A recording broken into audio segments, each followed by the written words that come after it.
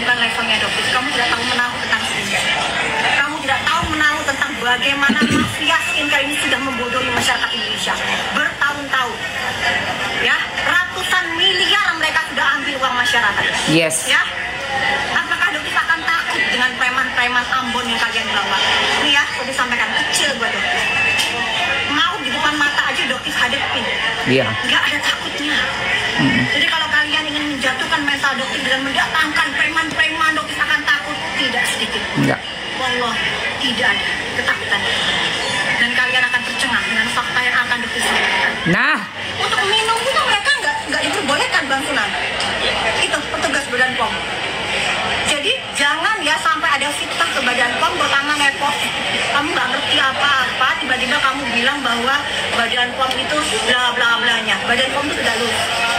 Ya, apresiasi kepada Dokter Taruna. Luar biasa. Jadi jangan ada tuduhan-tuduhan ke Badan POM. Ya, cuman mungkin di sini dokter ingin memberikan masukan karena Badan POM itu kan langsung di bawah Bapak Presiden Prabowo Subianto. Pak Presiden, betul. Jadi Pak, Badan POM itu mungkin terlihat lelet, tapi sebenarnya bukan seperti itu. Badan POM itu kekurangan SDM, Ya. kekurangan anggaran. Jadi seandainya Bapak Presiden mau memberikan atensi khusus ke Badan POM, insya Allah dokter ini nggak akan seperti ini. Oke. Tidak akan muncul masalah-masalah seperti ini.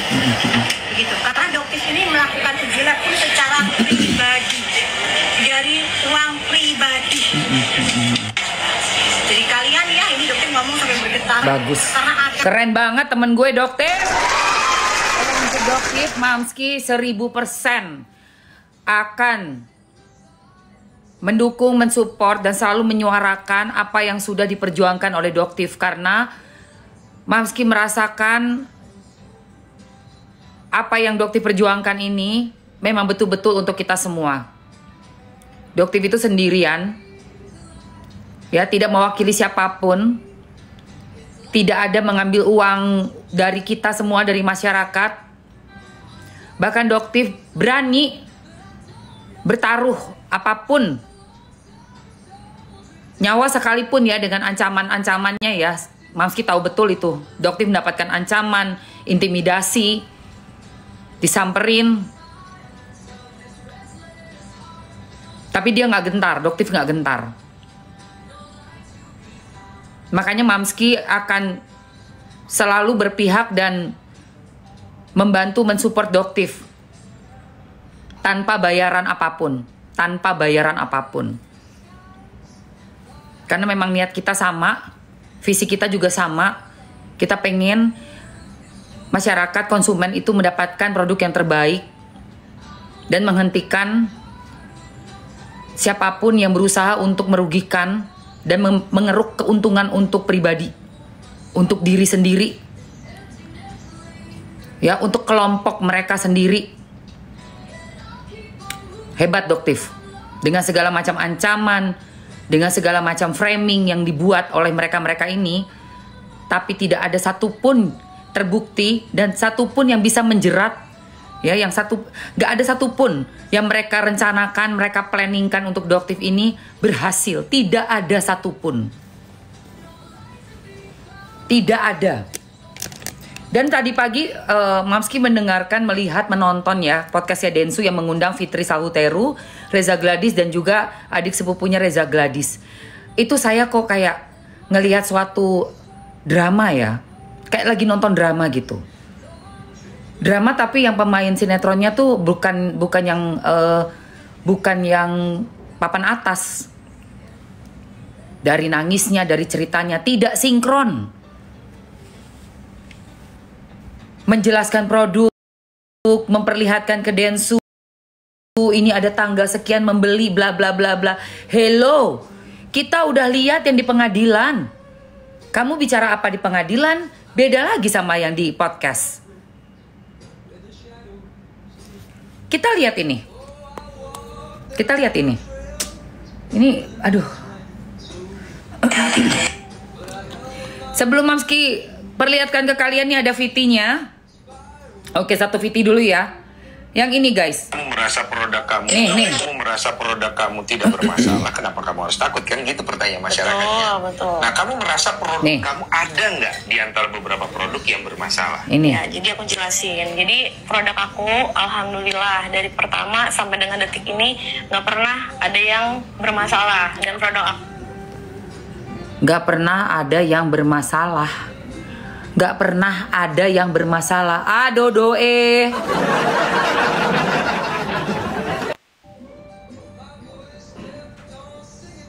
Yang kamu bilang kamu di battle sama Hanasui itu apa? Gak pernah ada yang bermasalah. Aduh doe. Sumpah gue udah capek deh. Wah. Kesel tau gak? Kesel loh. Dia ngapain lagi podcast lagi ya? Ngepodcast itu kayak suatu ini loh. Secara ini ya, kacamata gue ya, psikologisnya itu di podcast itu kayak pengen mendapatkan simpati masyarakat. Tapi kamu malah ngebuka lagi fakta-fakta yang akan menjerat kamu sendiri, RG. Kamu tuh ngebuka lagi fakta yang akan menjerat kamu sendiri. Dari omongan kamu ini aja udah gak sinkron. Gak pernah ada yang bermasalah. Kamu tuh sengaja pura-pura lupa atau memang beneran lupa, gue gak ngerti. Tapi kan ada yang udah lu angkat itu ya di VT ya. Jelas-jelas kamu bilang kalau Doktif itu adalah orang bayarannya Hanasui. Come on, itu produk yang mana? Itu produk yang mana? Oke? This is not right, you know. Parah loh ini. BPOM. Nah, permasalahan yang dipermasalahkan. Pernah ada yang bermasalah. Tuh, dan lihat. produk aku BPOM. Nah, permasalahan yang dipermasalahkan di produk kamu di pengadilan itu yang dibilang tidak ber-BPOM itu yang mana? Ini BPOM dari produk tersebut memang Ribeskin, karena kita pakai produk Ribeskin untuk treatment glowing booster cell. Nah, ini boleh dicek juga. Berarti Ribeskin ini kan satu produk lain yang kemudian kamu tempel dengan you punya brand sendiri kan? Karena itu untuk perawatan di klinik, karena satu box itu isinya 4. Nggak. Pertanyaannya apa? Lu jawabnya apa? Yang you tempel dengan brandmu sendiri. Oh enggak. Itu karena untuk perawatan di klinik, karena satu box isinya 4. Kagak nyambung. Oh iya, itu karena ditempel karena itu perawatan di klinik karena isinya 4. Oh my god. What? Wah. Densu, kok lu masih kuat sih interview ngepodcast orang yang pertanyaannya nggak nyambung sama pertanyaan lu? Kalau gue sih gue bener-bener gue udah males itu gue nanya apa lu jawabnya apa? Lu nanya apa lu jawabnya apa? Jadi itu produk yang you tempel ya, itu jadi produk yang you tempel dengan apa tadi kata Denso? Dengan label Nih, dengerin ya guys. Boleh dicek juga. Berarti Ribeskin ini kan satu produk lain yang kemudian kamu tempel dengan you punya brand sendiri kan? Nah, Karena yang kemudian you tempel dengan you produk sendiri, you punya brand sendiri kan? Ya, Ribeskin ini kan. Dijawabnya, dengerin. Say, kalian yang dibayar buat ngehantam gue, silahkan. Tapi jangan sampai mati nalar ya, mati hati. Terima bayaran mah terima bayaran, tapi jangan sampai mati nalar, mati hati. Kita ini diskusi dengan terbuka, dengan intelektual yang tinggi. Oke? Ya, dengerin nih jawabannya. Perawatan di klinik karena satu box itu isinya 4. Gak nyambung. Ribeskin. Dengerin. Kita pakai produk Ribeskin untuk treatment glowing booster cell. Nah, ini boleh dicek juga. Berarti Ribeskin ini kan satu produk lain yang kemudian kamu tempel dengan you punya brand sendiri kan? Karena itu untuk perawatan di klinik, karena satu box itu isinya 4. Tapi bukan untuk klinik, karena pasien itu diarahkan untuk datang ke klinik. Iya. Tapi di sini kamu Ngomong apa sih? Ngerti nggak lo? Bilang ngerti nggak? Ngerti kenapa jadi 4 produk set box? Aneh banget. Karena itu isinya 4. Emang kenapa? Isinya 4? Aduh. Ditempel Nempelnya aja udah salah. Nempelnya.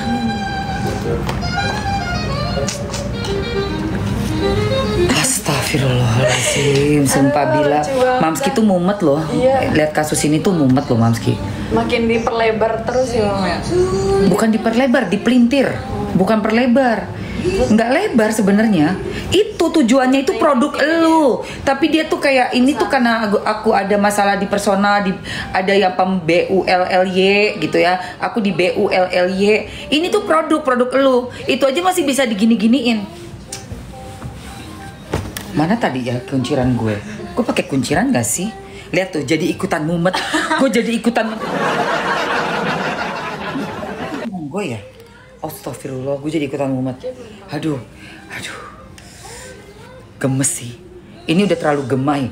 Aku nggak rapi rambutnya. Aku angkat aja pakai itu. Bilang tuh capitan rambut. Aku nggak suka rambut berantakan. Jadi udah aneh ya. Pertanyaannya Densu sangat simpel. Itu produk you tempel dengan brand you sendiri. Oh, karena untuk treatment di klinik dan isinya itu ada 4.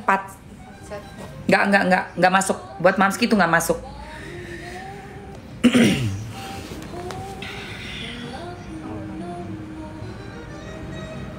Nggak masuk. Oke. Terus ini ada yang komen dan ini bener komen smart dari netizen ya.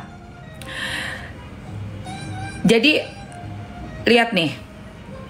Ini kan statementnya dia bilang nih, dia memakainya itu 2023 apa dimasukkan ke kliniknya itu 2023 toh.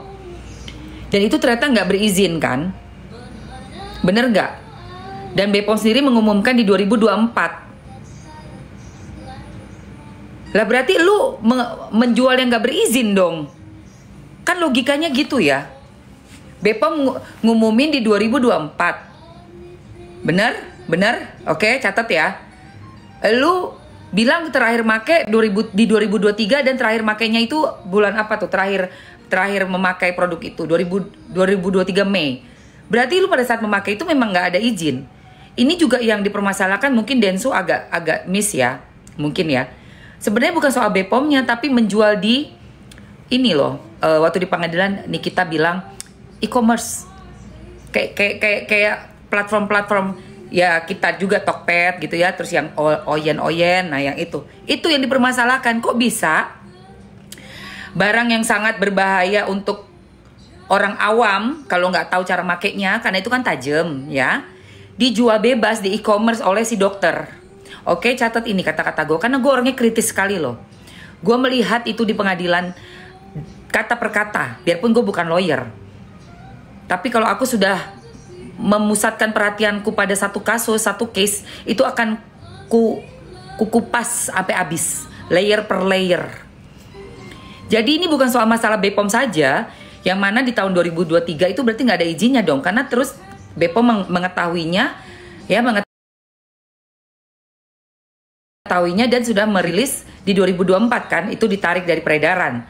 Berarti kamu memakai barang ya yang tidak boleh beredar sebenarnya.